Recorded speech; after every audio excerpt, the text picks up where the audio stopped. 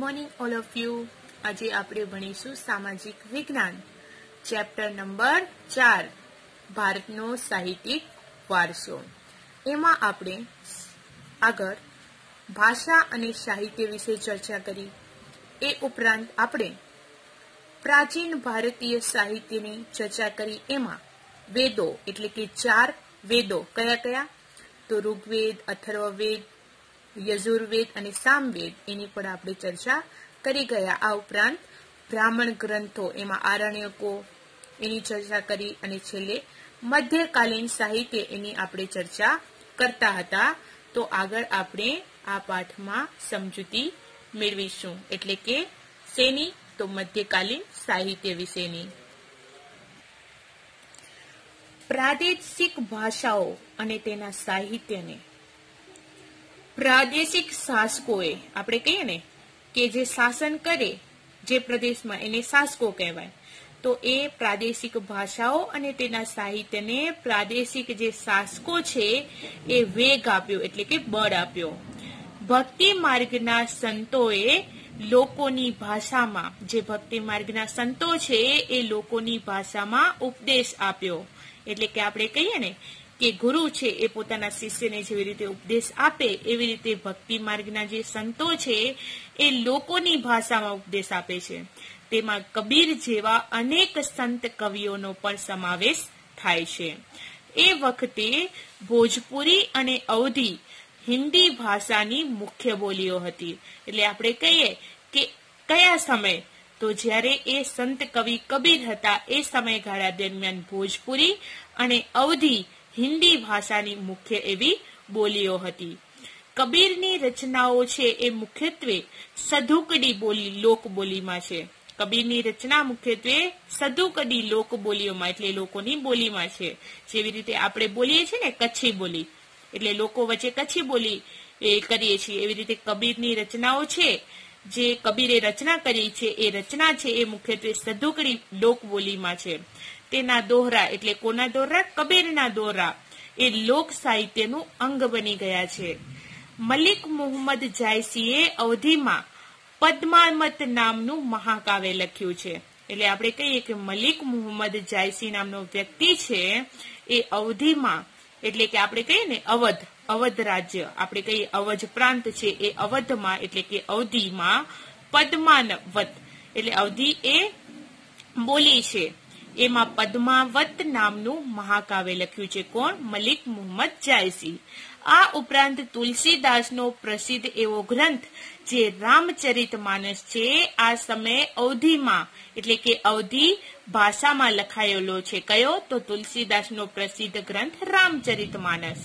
આ યુગમાં અવધી ભાષાના બીજા કવિઓ પણ થયા. હવે આ યુગમાં, એટલે કયા યુગમાં? મધ્ય યુગમાં અવધી ભાષાના બીજા કવિઓ પણ થયા છે. આ યુગમાં હિન્દી ઉપરાંત બીજી ભાષામાં પણ સાહિત્ય રચાયું છે.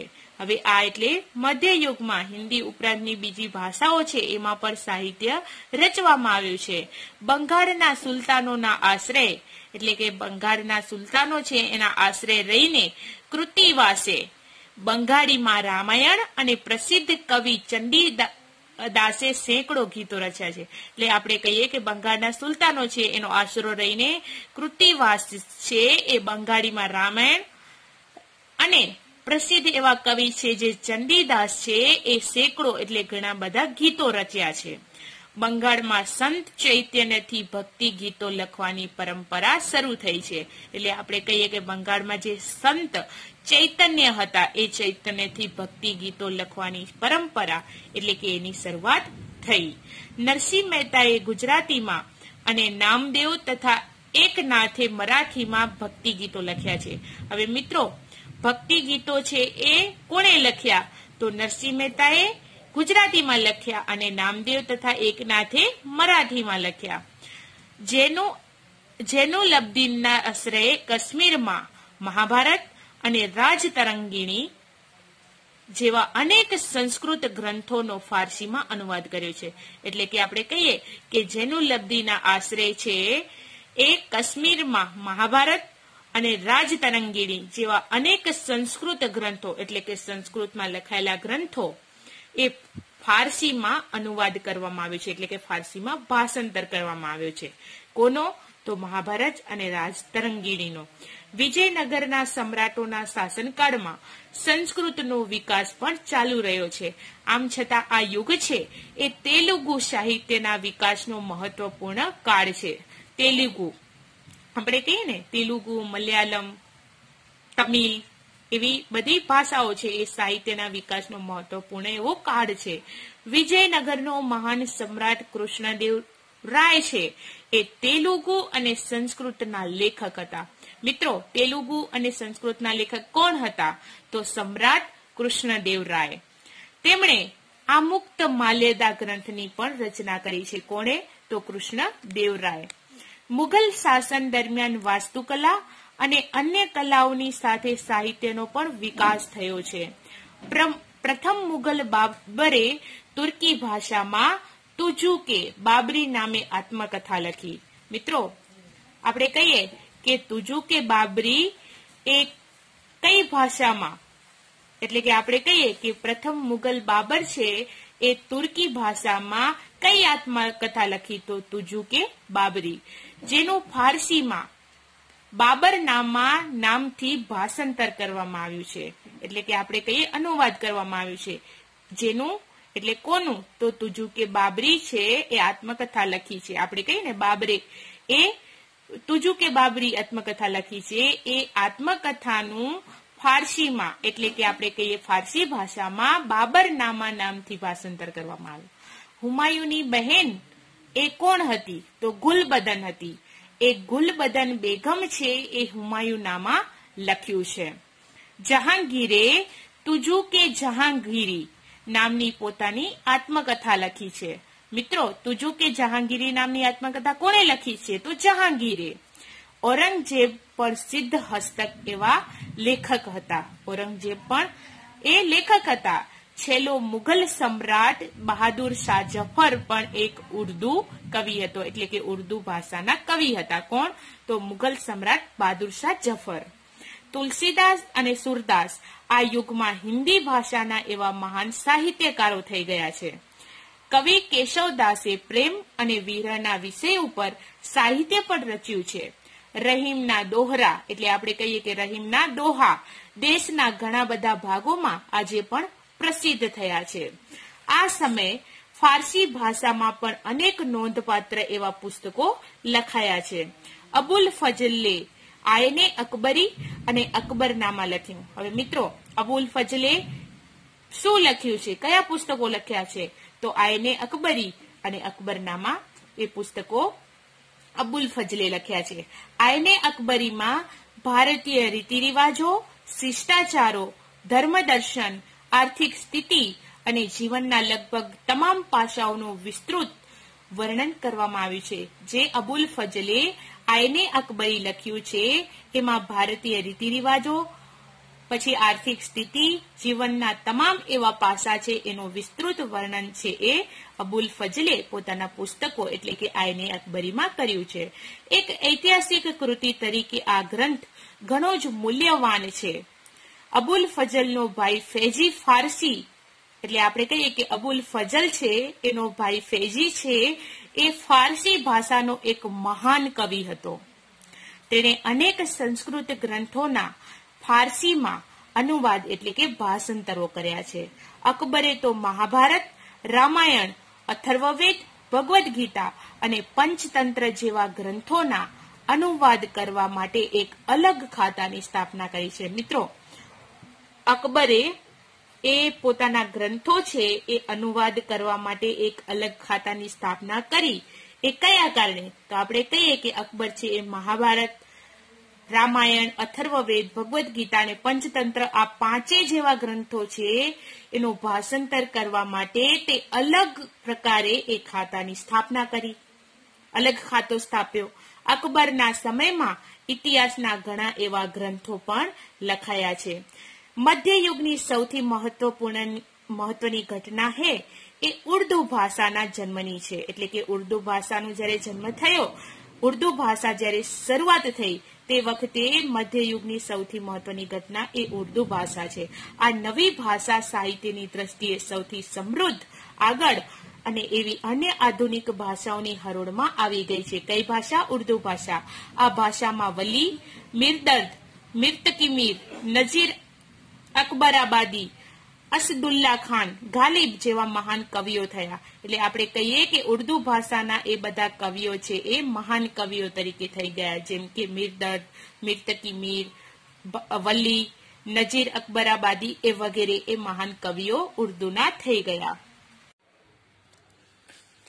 18મી સદીમાં ઉર્દુ ગદ્યનો પણ વિકાસ થયો. એટલે આપણે કહીએ કે 18મી સદી હતી ત્યારે ઉર્દુ ગદ્ય એટલે આપણે કહીએ પાઠ, એનો પણ વિકાસ થયો.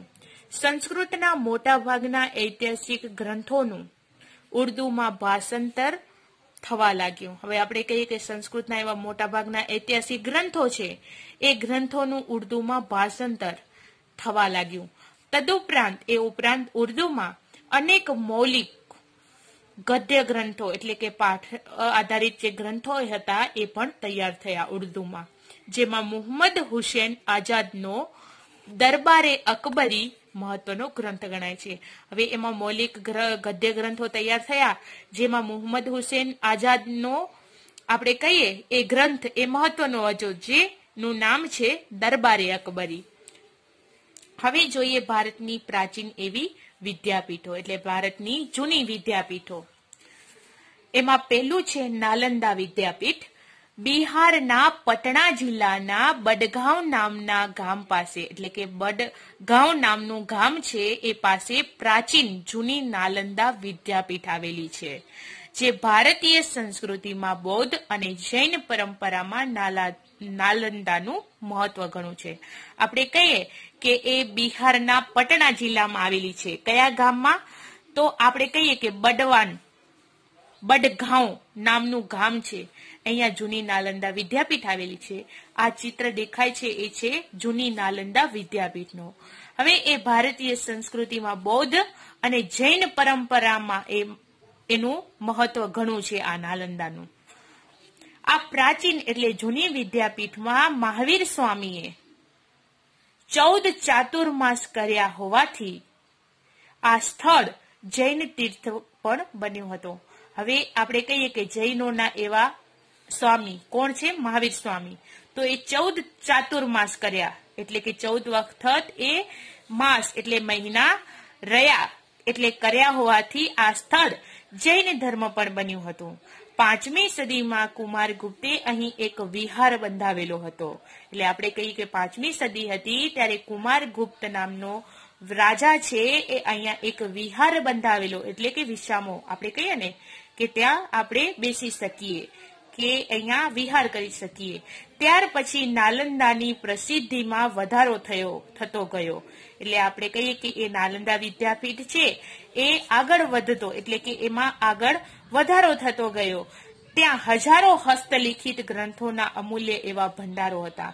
હવે એ નાલંદા વિદ્યાપીઠ છે એમાં હજારો હસ્તલિખિત હાથથી લખાયેલા એવા ગ્રંથો છે એ અમૂલ્ય ભંડારો, એટલે કે એના આપણે કહીએ કે ઘણા બધા એવા ભંડારો હતા ગ્રંથોના. નાલંદા વિશ્વવિદ્યાલય હતું. હવે એમાં નાલંદા વિશ્વવિદ્યાલય હતું એ ભારતીય સંસ્કૃતિનું આ એક તીર્થધામ હતું. હવે એ નાલંદા છે એ આખા વિશ્વનું વિદ્યાલય હતું. હવે એ ભારતીય સંસ્કૃતિનું આ એક તીર્થધામ ગણાતું હતું. દેશમાંથી પરદેશમાંથી વિદ્યાર્થીઓ અહીંયા અભ્યાસ કરવા માટે આવતા હતા. મહાન મુસાફર યુએન સાંગ પણ અહીં આવેલ હતા. આપણે કહીએ કે મહાન એવો મુસાફર જે યુએન આપણે કહીએ કે એ મુસાફરી કરી ગઈને યુએન સાંગ પણ અહીંયા વિદ્યાપીઠમાં આવ્યો હતો, નાલંદા વિદ્યાપીઠમાં. આજે તો આ મહાન વિશ્વવિદ્યાલયના માત્ર ખંડેરો જ જોવા મળે છે. એટલે આપણે કહીએ કે હવે એ છેલ્લા અંતમાં છે, એટલે કે ખંડેરમાં છે. બધું અસ્તવ્યસ્ત થઈ ગયું છે, આપણે કહીએ ને પડી જાય એવું. આમ છતાં તે ખંડેરોમાં ફરતા પણ દેશની ભવ્ય સંસ્કૃતિની એક ઝાંખી પણ થઈ શકે છે. નાલંદામાંથી ભણીને બહાર નીકળેલો વિદ્યાર્થી છે એ ભારતનો આદર્શ વિદ્યાર્થી ગણાતો હતો. ઈસુની 5મી થી 11મી સદી દરમિયાન નાલંદા શિક્ષણના એવા સર્વોત્તમ સ્થાને હતું. ઈસુની જે 5મી અને 11મી સદી હતી એ સદીના સમયગાળા દરમિયાન નાલંદા વિદ્યાપીઠ છે એ નાલંદા વિદ્યાપીઠ શિક્ષણના સર્વોત્તમ સ્થાને હતી, ઊંચા સ્થાને હતી શિક્ષણ ક્ષેત્રે. આ સમય ભારતમાં વિશ્વભરમાં શ્રેષ્ઠતમ ગણાય છે, એટલે કે આ આખા વિશ્વભરમાં શ્રેષ્ઠ ગણાય છે તેવા ગ્રંથો હતા, એટલે કે એના ગ્રંથો હતા. તક્ષશિલા તેમજ નાલંદા વિદ્યાપીઠમાં આવેલા ગ્રંથાલયોમાં, એટલે કે આપણે કહીએ લાઇબ્રેરીઓમાં અભ્યાસ અને સંશોધન કરવા માટે દેશ વિદેશથી અનેક વિદ્યાર્થીઓ આવતા હતા. એટલે કે આપણે કહીએ કે એ વિદ્યાલયમાં અનેક ગ્રંથાલયો એટલે લાઇબ્રેરીઓ હતી, એમાં અભ્યાસ અને કોઈ પણ સંશોધન કરવા માટેની બાબતો હોય એ માટે દેશ અને વિદેશમાંથી અનેક વિદ્યાર્થીઓ એ જ્ઞાન માટે આવતા હતા, એમને વધુ જ્ઞાન મળી રહે તે માટે. આમાંનો માત્ર યુએન સાંગ જ 657 હસ્તલિખિત ગ્રંથો પોતાની સાથે ચીન લઈ ગયો હતો. હવે એ ચીનનો હતો એ યુએન સાંગ, આપણે કહીએ ને યુએન સાંગ, એ 657 એવા હસ્તલિખિત હાથથી લખેલા ગ્રંથો હતા એ પોતાની સાથે ક્યાં લઈ ગયો? ચીનમાં લઈ ગયો. 7મી સદીમાં યુએન સાંગે મુલાકાત લીધી હતી. હવે એ નાલંદા વિદ્યાપીઠની મુલાકાત એ 7મી સદીમાં લીધી હતી. મહાવિદ્યાલયો એટલે કે મોટી વિદ્યાલયોમાં 7 મોટા એવા ખંડો હતા, એટલે મોટા મોટા આપણે કહીએ ને કે ભાગો હતા. વ્યાખ્યાન માટેના 3 ખંડો હતા, એટલે આપણે કહીએ ને વ્યાખ્યાન થાય એ માટેના 3 ખંડો મોટા ભાગો હતા. વિદ્યાર્થીઓના રહેવા માટેના ખાસ મઠો બાંધવામાં આવ્યા હતા, એટલે આપણે કહીએ કે વિદ્યાર્થીઓ રહે એ માટેના ઘરો મઠો બાંધવામાં આવ્યા હતા. વિદ્યાપીઠને નિર્વાહ માટે અનેક ગામો દાન મળ્યા હતા, એટલે આપણે કહીએ કે વિદ્યાપીઠને નિર્વાહ માટે, જીવન નિર્વાહ માટે અનેક એવા ગામો છે એ દાનમાં મળેલા હતા. ગામોની આવકમાંથી વિદ્યાર્થીઓને ભોજન અને વસ્ત્રો વિના મૂલ્યે પૂરા પાડવામાં આવતા. હવે એ નાલંદા વિદ્યાપીઠ છે એ વિદ્યાપીઠને અનેક ગામો મળ્યા હતા દાનમાં. હવે એ ગામોની આવક થતી એમાંથી વિદ્યાર્થીઓને ભોજન આપવામાં આવતું અને વસ્ત્રો એટલે કે કપડાં પણ વિના મૂલ્યે એટલે કોઈ પણ પૈસા વગર પૂરા પાડવામાં આવતા હતા. અહીંના ગ્રંથાલયો વાળા વિસ્તાર ધર્મગંજ તરીકે ઓળખાતા હતા. હવે અહીંયાના ગ્રંથાલયો છે એ વાળો વિસ્તાર છે એ ધર્મગંજ તરીકે ઓળખાતો હતો. ઈસવીસનની 5મી થી 11મી સદી સુધી નાલંદાનો, આપણે કહીએ કે નાલંદાની ખ્યાતિ અને સુપ્રસિદ્ધિ વિદ્યા કેન્દ્ર તરીકે રહી હતી. એટલે કે એ ઈસવીસનની 5મી અને 11મી સદી હતી એ સુધી, એટલે કે એ સદી સુધી નાલંદાની ખ્યાતિ અને સુપ્રસિદ્ધિ એટલે કે પ્રસિદ્ધ થઈ ગયું હતું વિદ્યા કેન્દ્રના તરીકે. હવે જોઈએ આગળ બીજું તક્ષશિલા. વર્તમાન સમયમાં, હમણાંના સમયમાં પાકિસ્તાનમાં આવેલ રાવલપિંડીથી પશ્ચિમમાં જે પ્રાચીન એટલે કે જૂની તક્ષશિલા વિદ્યાપીઠ હતી, એટલે આપણે કહીએ કે વર્તમાન સમયમાં પાકિસ્તાનમાં જે આવેલ રાવલપિંડી છે એ પિંડીથી પશ્ચિમમાં પ્રાચીન એવી તક્ષશિલા વિદ્યાપીઠ હતી. તે પ્રાચીન એટલે કે જૂની ગાંધાર પ્રદેશની રાજધાનીનું શહેર ગણાતું હતું. કોણ? તક્ષશિલા. આ વિદ્યાપીઠમાં 64 વિદ્યાઓનું શિક્ષણ અપાતું હતું. કેટલી વિદ્યા? 64 વિદ્યા. ક્યાં? તક્ષશિલા વિદ્યાપીઠમાં. આ મોટા ભાગના વિદ્યાર્થીઓ છે એ ગુરુના આશ્રમમાં રહીને અભ્યાસ કરતા હતા. હવે એ તક્ષશિલા વિદ્યાપીઠમાં મોટા ભાગના વિદ્યાર્થીઓ ક્યાં અભ્યાસ કરતા હતા? તો ગુરુના આશ્રમમાં રહીને. ભગવાન બુદ્ધના શિષ્ય જીવ કે અહીં આયુર્વેદના પાઠો શીખવ્યા. હવે ભગવાન બુદ્ધના શિષ્ય જીવ કે છે એ અહીં આયુર્વેદ આધારિત પાઠો પણ શીખ્યા હતા. ક્યાં? તક્ષશિલામાં. દંતકથા અનુસાર રઘુકુલમાં જન્મેલા રામના ભાઈ ભરતના પુત્ર તક્ષ ઉપરથી આ સ્થળનું નામ પડ્યું હોવાથી, એટલે કે એ નામ પડ્યું હોવાનું મનાવવામાં આવે છે. આપણે કહીએ ને કે દંતકથા અનુસાર રઘુકુલમાં જન્મેલો રામ હતો. હવે એ રામનો ભાઈ ભરત છે, એ ભરતનો પુત્ર તક્ષ છે, એ તક્ષ ઉપરથી આ સ્થળનું નામ પડ્યું હતું તક્ષશિલા, એટલે કે એ ત્યારથી હોવાનું માનવામાં આવે છે. એ સ્થળ એટલે કે તક્ષ પડ્યું. હવે ભરતનું પુત્ર કોણ હતું? તક્ષ હતું. હવે એના ઉપરથી આ સ્થળનું નામ શું પડ્યું? તક્ષશિલા. 7મા સૈકામાં એ મહત્વના વિદ્યા કેન્દ્ર તરીકે જાણીતું હતું. એટલે કે 7મા સૈકામાં એ સમયગાળામાં એ મહત્વની વિદ્યા કેન્દ્ર, એ વિદ્યા આપવાનું કેન્દ્ર જાણીતું હતું. કયું? તક્ષશિલા. વિદ્યાર્થીને જે વિષયમાં રસ હોય તેનું શિક્ષણ આપવામાં આવતું હતું. શિક્ષક પોતાની ઈચ્છા પ્રમાણે ગમે તેટલા વિદ્યાર્થીઓને ભણાવતા. એટલે શિક્ષક એને મજા આવે, શિક્ષકને એને ઈચ્છા થાય એટલે ગમે તેટલા વિદ્યાર્થીઓને શિક્ષક ભણાવતા. છતાં સામાન્ય રીતે એક શિક્ષકની પાસે લગભગ 20 વિદ્યાર્થીઓ ભણતા હતા. એટલે કે શિક્ષકને મજા આવે એટલા વિદ્યાર્થીઓ એમની પાસે ભણે, અને એ સામાન્ય આપણે કહીએ કે એક શિક્ષકની પાસે છે એ 20 વિદ્યાર્થીઓ ભણતા. વારાણસી, રાજગૃહ, મિથિલા અને ઉજ્જૈન જેવા દૂરના નગરોમાંથી વિદ્યાર્થીઓ અહીં શિક્ષણ માટે ઉમટતા હતા. એટલે આપણે કહીએ કે વારાણસી, રાજગૃહ, મિથિલા, ઉજ્જૈન જેવા દૂરના નગરો છે, એમાંથી પણ વિદ્યાર્થીઓ અહીંયા તક્ષશિલામાં શિક્ષણ માટે આવ્યા હતા અથવા તો ઉમટતા હતા. હવે વારાણસીના રાજકુમારો અહીં જ શિક્ષણ લેતા હતા. આપણે કહીએ ને કે જે વારાણસી છે એ વારાણસીમાં જે રાજકુમારો છે એ પણ અહીંયા તક્ષશિલામાં આવીને શિક્ષણ લેતા હતા. કૌશલના રાજા પ્રસેનજીત, વ્યાકરણ શાસ્ત્રી પાણિની અને રાજનીતિજ્ઞ કૌટિલ્યે પણ અહીં શિક્ષણ લીધું હોવાનું માનવામાં આવે છે. એટલે ક્યાં? તક્ષશિલામાં. આપણે કહીએ કે જે કૌશલના રાજા પ્રસેનજીત હતા, પછી વ્યાકરણ શાસ્ત્રી એવા પાણિની હતા, અને રાજનીતિજ્ઞ એવા કૌટિલ્ય હતા, એ પણ અહીંયા શિક્ષણ લીધું હતું એવું માનવામાં આવે છે. તક્ષશિલા એ ઉચ્ચ શિક્ષણનું કેન્દ્ર ગણાતું હતું. સામાન્ય સ્થિતિના વિદ્યાર્થીઓ છે એ ગુરુના ઘરે રહીને ભણતા હતા. એટલે સામાન્ય સ્થિતિના જે વિદ્યાર્થીઓ હોય એ ગુરુના ઘરે જઈને શિક્ષણ લેતા હતા અથવા ભણતા હતા. અહીંયા વેદ, શસ્ત્રક્રિયા, ગજ વિદ્યા, ધનુર્વિદ્યા, વ્યાકરણ, તત્વજ્ઞાન, યુદ્ધની વિદ્યા, ખગોળ, જ્યોતિષો વગેરેનું શિક્ષણ પણ આપવામાં આવતું હતું. ચંદ્રગુપ્ત મૌર્યના ગુરુ ચાણક્ય અને ખુદ ચંદ્રગુપ્ત મૌર્ય અહીં શિક્ષણ લીધું હતું. હવે આપણે કહીએ કે આટલી બધી ત્યાં તક્ષશિલામાં વિદ્યાઓ આપવામાં આવતી, એટલે કે શિક્ષણ એટલી વિદ્યાઓનું આપવામાં આવતું. આ ઉપરાંત ચંદ્રગુપ્ત મૌર્યના જે ગુરુ છે ચાણક્ય અને ખુદ પોતે ચંદ્રગુપ્ત મૌર્ય છે એ પણ અહીંયા શિક્ષણ લીધું હતું. ક્યાં? તક્ષશિલામાં.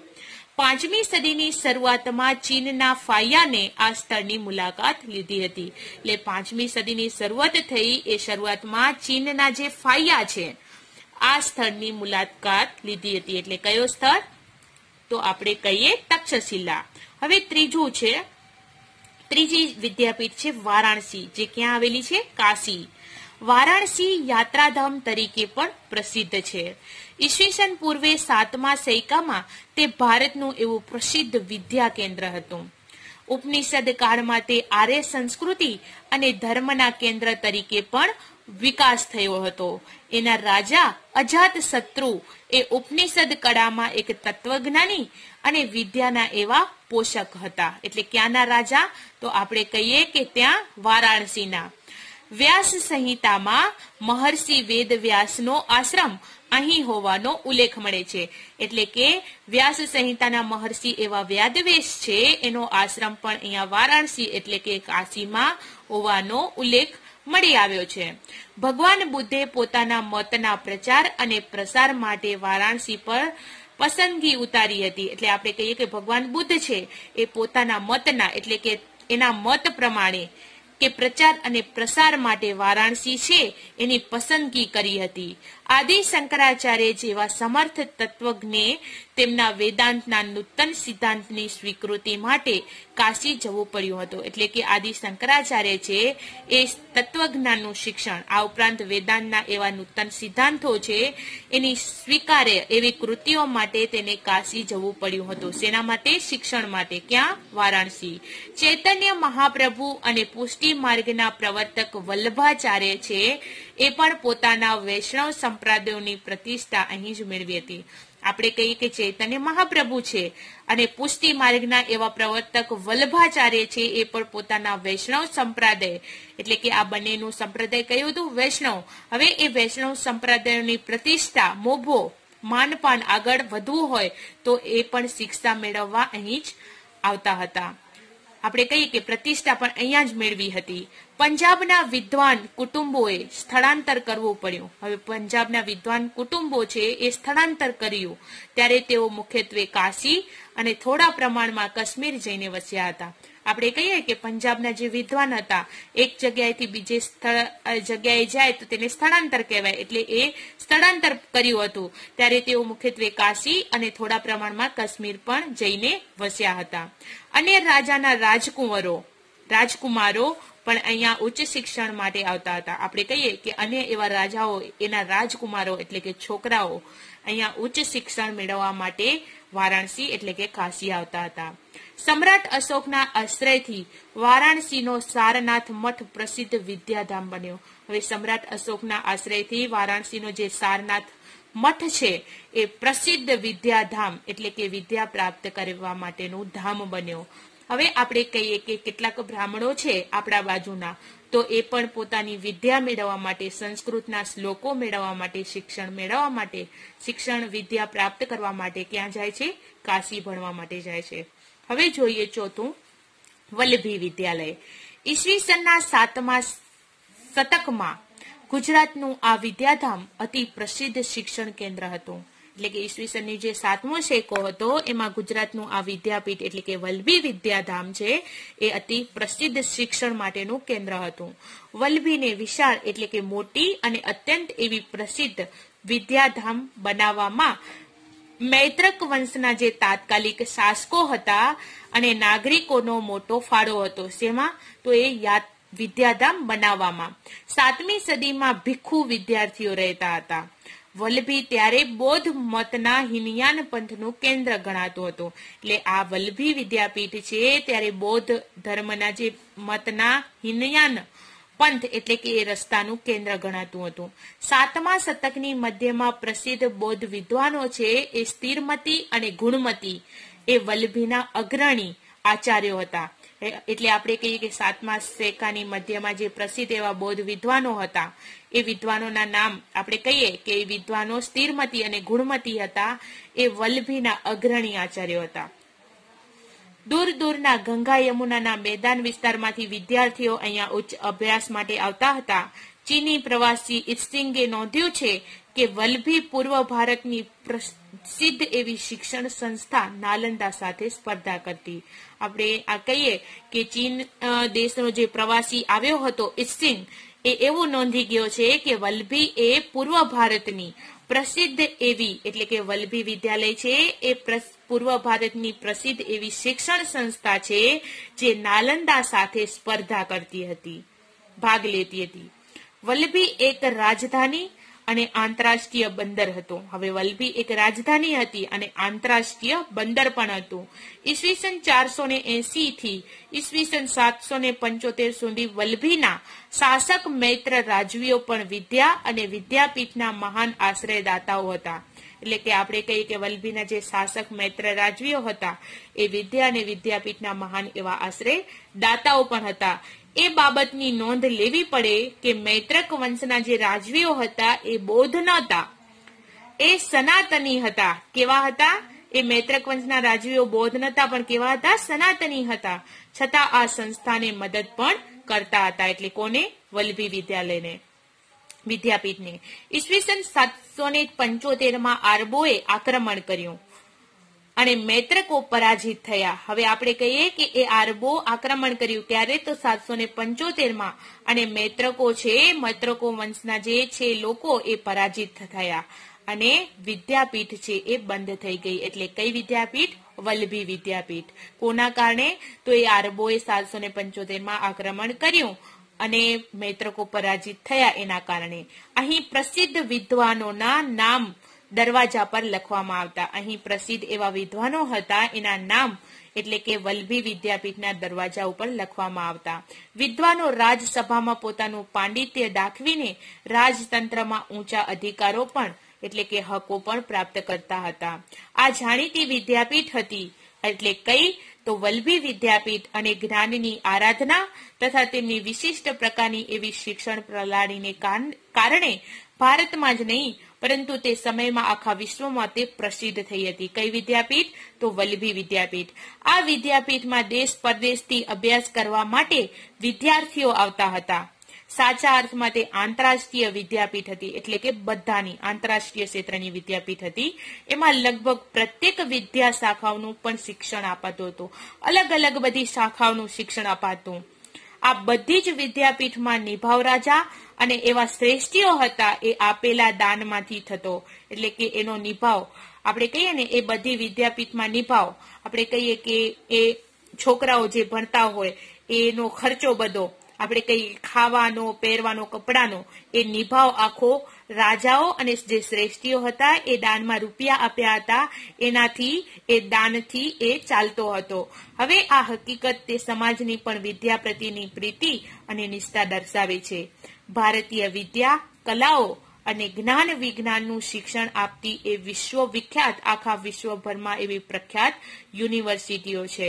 એટલે કે આપણે કહીએ કે વિદ્યા, કલાઓ અને જ્ઞાન વિજ્ઞાનનું શિક્ષણ આપે છે, જે આખા વિશ્વમાં પ્રખ્યાત પણ છે એવી યુનિવર્સિટીઓ છે. અને વિદ્યાપીઠો જે પ્રાચીન ગણવામાં આવે છે, જેમ કે નાલંદા, તક્ષશિલા, વારાણસી અને વલ્લભી વિદ્યાપીઠ. તો અહીંયા પાઠ આ પૂરું થયું, એટલે કે ભારતનો સાહિત્યિક વારસો. Thank you.